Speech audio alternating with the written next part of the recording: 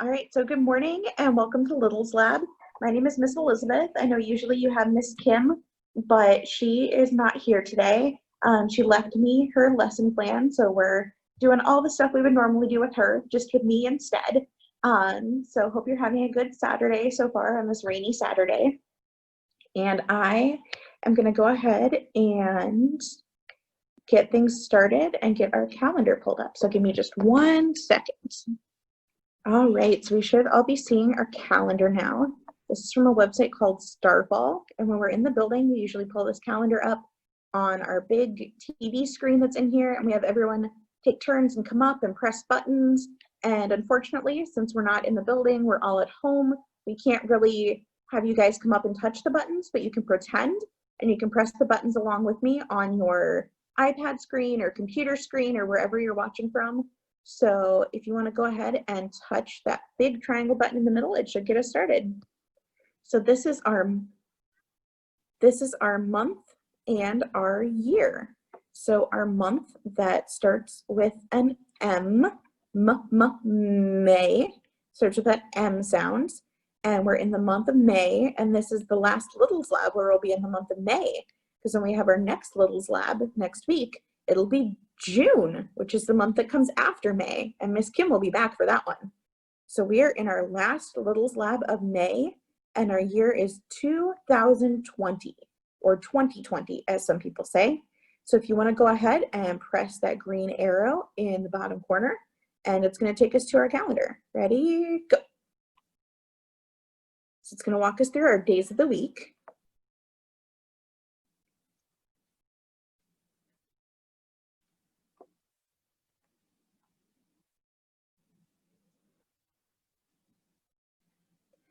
All right, so we are going to say our days of the week too, like it just did, because it's always good to practice. The days of the week always go in the same order. So they start with Sunday, then Monday, Tuesday, Wednesday, Thursday, Friday, and Saturday. And we are on Saturday today. That's why that one is lit up gold. So do you want to go ahead and touch it?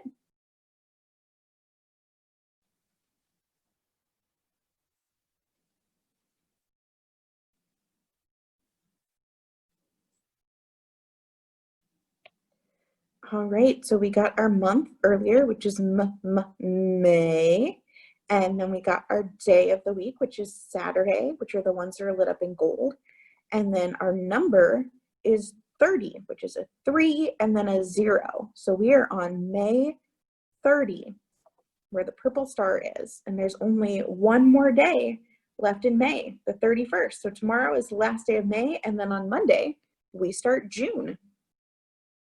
So we've had some holidays that have happened in May. On May 5th, it was Cinco de Mayo, which means 5th of May in Spanish. And it's a holiday that they celebrate in Mexico, or people who are Mexican American might celebrate it here in America. And it was also Teachers' Day, which is a day when we say thank you to our teachers for everything that they do for us. And then on May 10th, it was Mother's Day, which is a day when we celebrate our moms. Okay, so we can hear me, but not hear Starfall. Got it.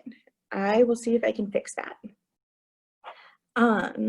So Mother's Day is the day to celebrate moms or grandmas or any other women in your life who have helped to raise you, which is awesome.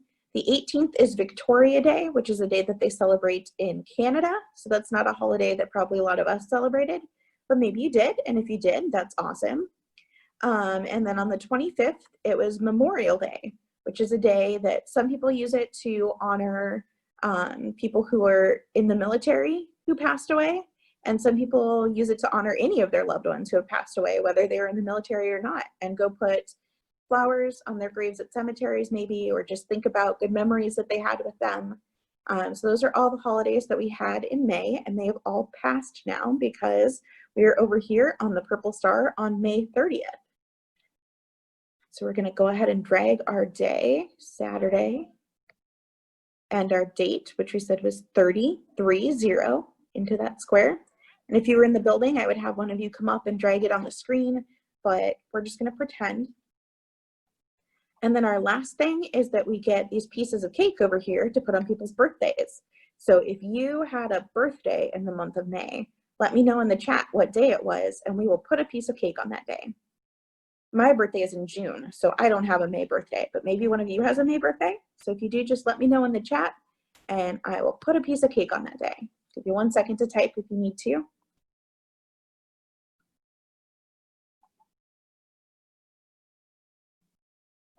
All right, I'm not seeing anything, so I'm thinking that there aren't any May birthdays, and that's fine because we all have birthdays in different months and different days, and we may not have any May birthdays here today. So that is our calendar. So I'm going to go ahead and stop sharing that so we can instead share an app.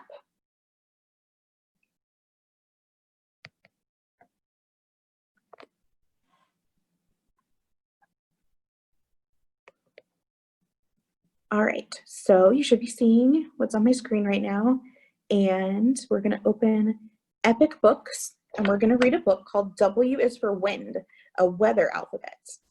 And this is written by a gentleman named Pat Michaels, and he is a weatherman. So he has spent most of his life researching the weather and telling people about the weather and predicting the weather, so he knows a lot about weather. So he wrote this book called W is for Wind, a Weather Alphabet. And one thing that you're going to see when we go through is that there are 2 sets of text on every page, 2 sets of words.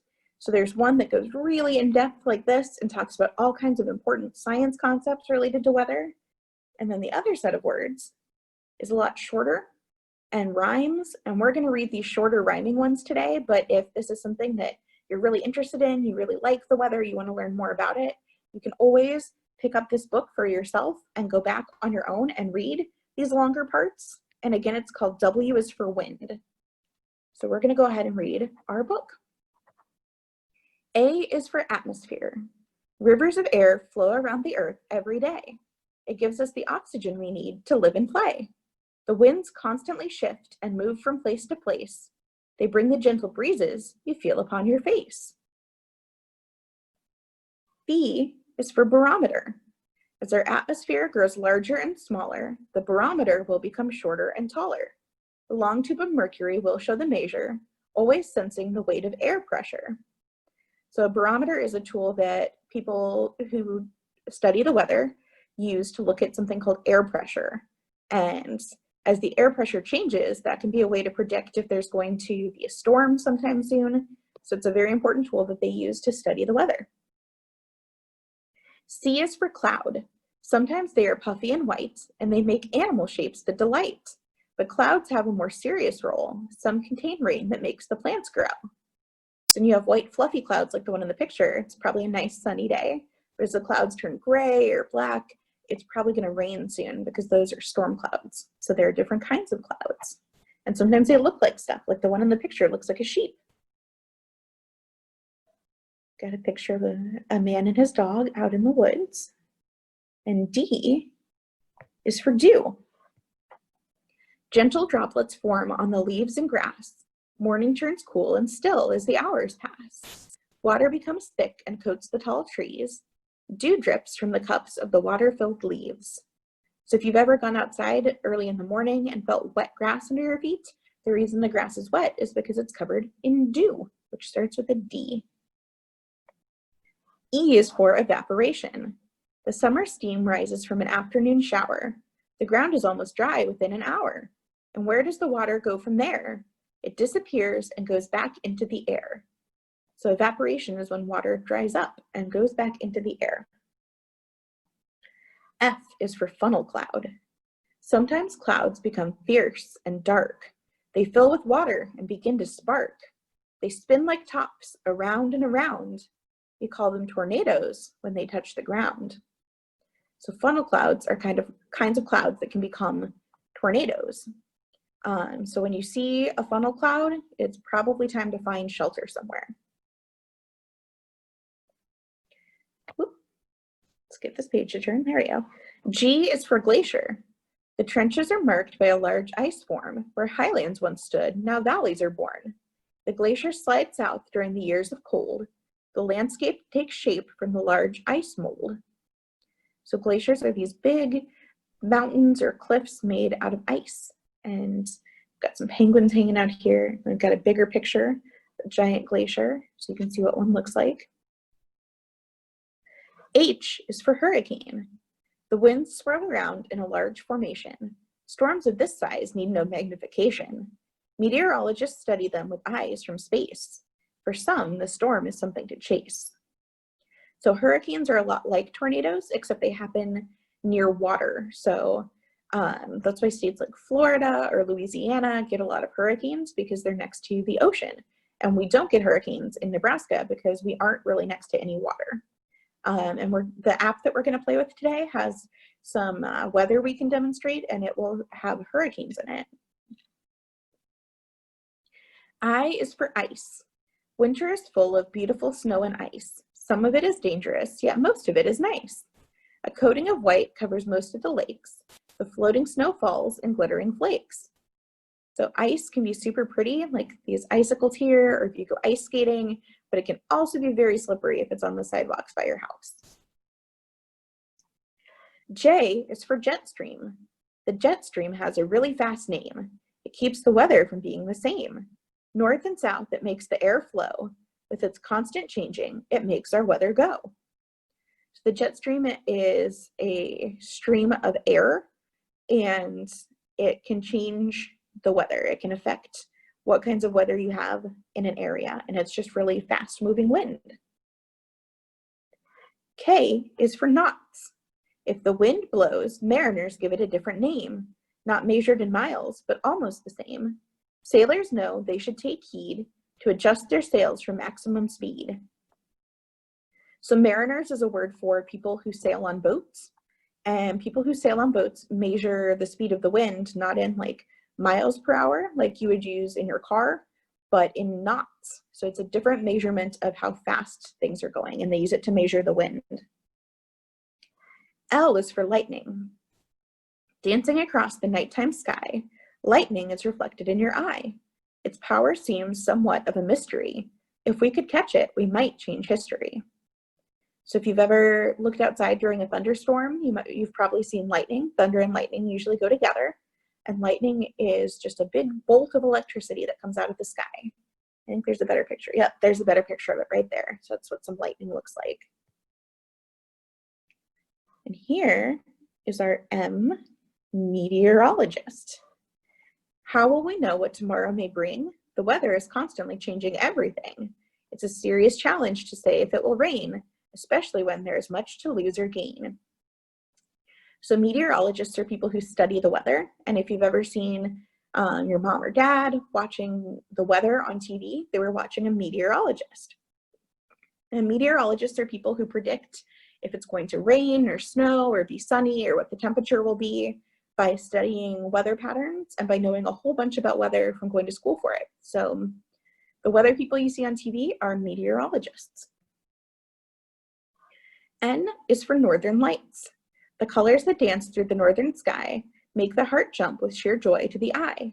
The solar winds brush gently past the earth and make the skies glow, giving a delightful mirth. O is for ozone.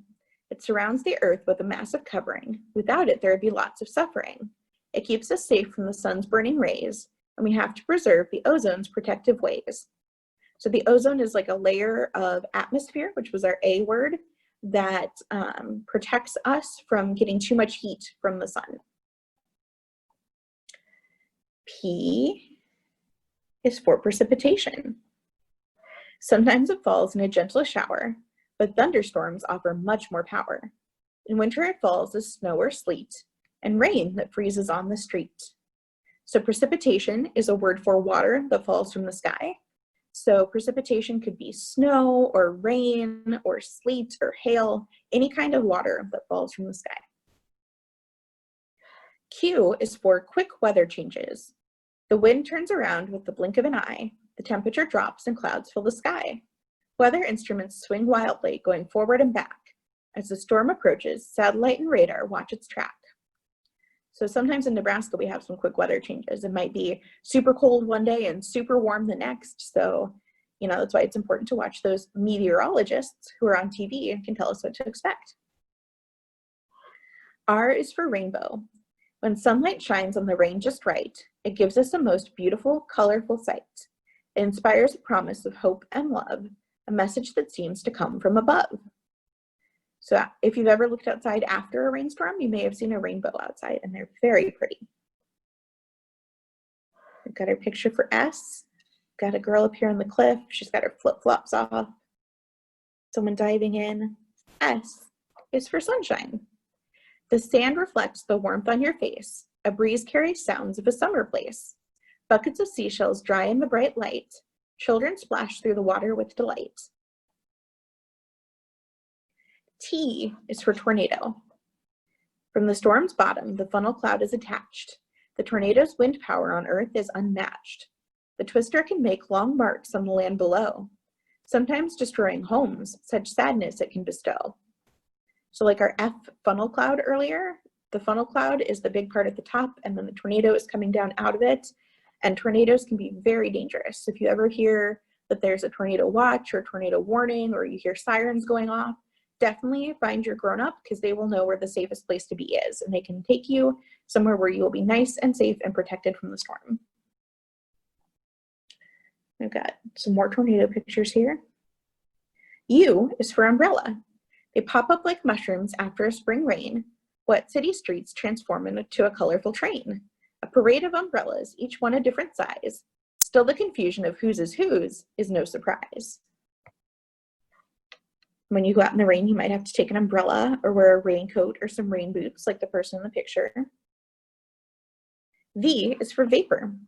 It flows in the wind, a gas invisible to the eye. It doesn't look like water until we see it in the sky. Clouds droplets form from the vapor we can't see, sometimes on the lawn or a cool glass of tea. W is for wind. It flows south, north, east, and west. The wind is never really at rest. The world depends on its constant ebb and flow. Without wind, the weather would have nowhere to go. X is for X-rays. The rays stream from our sun like light, but they can't be seen in anyone's sight. Its cosmic radiation can cause severe pain, but in the right kind of doses can be quite tame. So this is one that I didn't even know until I read this book, that the sun emits X-rays. So it's a type of light that you can't see, and in the small amounts that come from the sun, they are totally harmless. And it's the same kind of X-rays as they use when they take X-ray pictures if they have to look at your bones, just that's in a much higher amount of X-ray. Y is for year. Our world is turning and sailing through space, going around the sun at an incredible pace. Caught in its solar circle of life called a year, it's always dependable with a schedule to adhere. So you can see in the pictures the 4 seasons. Down in the bottom corner where we've got the pink leaves on the tree, that's spring. And then the kiddo who's at the beach in the top picture is probably summer. The ones in the yellow and orange colored leaves is fall, which is the next season. And then the last season is winter, which is the picture in the top left where they've got the snow falling. Z is for zero. Zero is very important in making our weather show. The temperature at 0 turns rain into snow. Then with the crossing of 0, back up the mercury will go. Say goodbye to the frozen ice and back to the water flow. So our last word is 0, because at 0 degrees Celsius or 32 Fahrenheit, water stops being water and starts being ice or snow and freezes. And then we've got a picture of some happy sledders here. And then we are at the end of our book. So I'm going to go ahead and show you the app now that deals with the weather. And it's TinyBop the Weather. So you've got some different things we can explore here. And we're going to start with temperature. So we've got this little yellow house down here, and we're going to check out some of the things that temperature affects. For instance, here's our dog, and he's outside, and it's very hot. You can see the thermometer on the right side is all the way up at the top, and he's panting and sweating because he is very warm. So we're going to help him out, take the temperature down some. When it's in this nice middle range, he's very comfortable outside. But then if it gets colder, he might start to shiver or see his breath when he breathes it out. And he's definitely going to need a coat. And I'm sure you felt a lot of the same ways in different temperatures. When it's very hot, you sweat. And when it's very cold, you need a coat and you can see your breath. And then when it's here in the middle, you're pretty comfortable. It's pretty nice to be outside. So let's see how the plants feel about it. Looks like the plants here are very happy in that middle temperature. And when they get too cold, the window gets covered in frost. There's icicles hanging from the flower box. Don't think those plants are too happy. But then when it's too hot, the plants get all dried out and they wilt. That's not happy for them either. So they, just like the dog, like it when the weather is right here, nice and in the middle. And then we've got our last example of temperature, which is this glass of water. So if you've ever left something that was liquid in a car or outside during the winter, you probably came back and found that it froze. Just like that, because when water gets cold, it turns into ice. On the other hand, if you brought something cold home, like maybe you picked up a slushie or you got some ice cream, by the time you got it home, it started to get warm in the car or warm in your hand, and it might have melted some. So by the time you get home, your ice cream is kind of melty, because that is what happens when something frozen, like ice cream or ice, gets warm, is that it melts. So now we're going to check out something else. We're going to look at this blue house over here and the way that different kinds of air affect the weather. So we have this house that's being snowed on, but if we bring in some warm air, the red ones are warm air, you'll notice that the snow on the house melts, the snow on the tree melts, and instead of snow, the cloud produces rain. But if the cold air starts to come back, you start seeing some frost again on the house or on the tree, and it starts to snow again. So that is what happens when the air gets warmer or colder, is that it changes. If it's rain or if it's snow, if you get ice on your house or if it melts. You can take a look too at the particles and see that they move around a lot when it's warm, when it's rain, but then when it gets cold again and it's snow, they're pretty much frozen in place. They just jiggle a little. So even down to the cells, it changes. So we're going to look at one last thing, and that is our hurricanes and tornadoes. So this house over here is on the water, which means it's going to have a hurricane, not a tornado. So right now it's at level 1, just a little bit of wind, but the highest that a hurricane can go is a level 5. So we're going to see what happens if it starts to get a little more intense.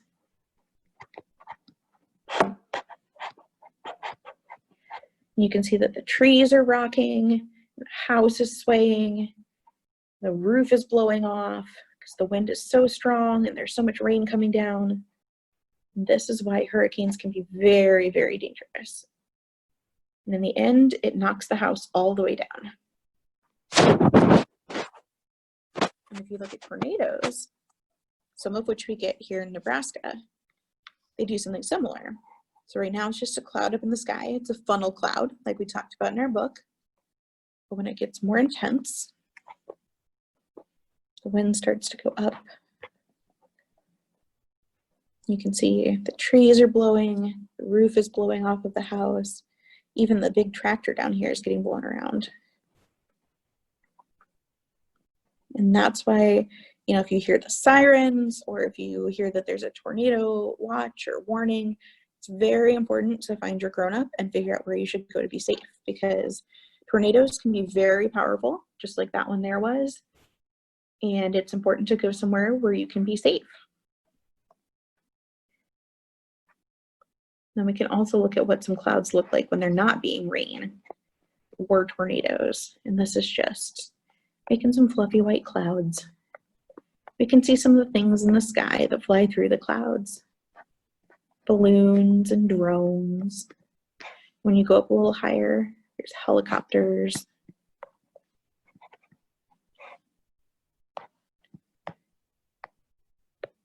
So those are some other things that clouds can be in the sky around all the stuff that flies through the air.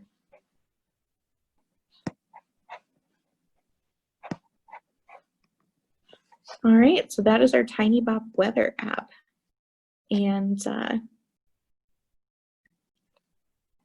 hopefully you guys learned some things about weather from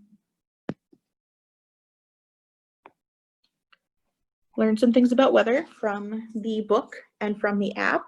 And I hope that you guys had a great time this morning. Thank you so much for coming and being a part of Little's Lab. And if you have a chance this week, maybe sit outside for a while, check out some of the weather that's going on here in Nebraska, see if it's sunny or rainy, or if you notice anything interesting about the clouds, because weather is all around us. So it's an easy one to study and to start noticing if it's something that you're interested in. So I really hope that you guys had a great time today and learned a little something about the weather, and thanks for hanging out with me. And Miss Kim will be back for your next Little's Lab, which should be on Tuesday, and we'll be in June. So thanks for coming to our last Little's Lab of May, and have a great day.